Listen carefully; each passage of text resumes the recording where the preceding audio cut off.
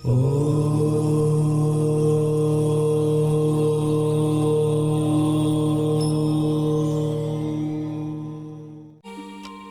বলিল, আজ কয়দিন হয় আমাদের বাড়িতে একজন লোক আসিয়াছেন।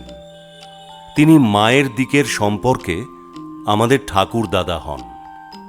তিনি এমন বেশে চলাফেরা করেন যে তাঁহার বেশভূষা দেখিয়া তাহাকে ধরা মুশকিল।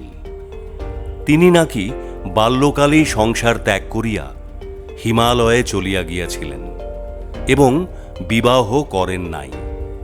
তিনি চিরকুমার, সন্ন্যাসী, অথচ তাঁহার কোনো প্রকার সন্ন্যাসীর বেশ নাই। জটা জুটোধারীও নন। লোটা, কমণ্ডলু, চিমটা প্রভৃতি কিছুই নাই। সাধারণ একখানা সাদা ধুতি পরিয়া আঁচলখানা গায়ে দিয়া এই মাঘ মাসের প্রচণ্ড শীতে তিনি গ্রামের বাড়ি বাড়ি ঘুরিয়া বেড়ান। এত আত্মগোপন করিয়া চলেন যে কেহ বুঝিতে পারে না যে তিনি কত বড় মহাপুরুষ।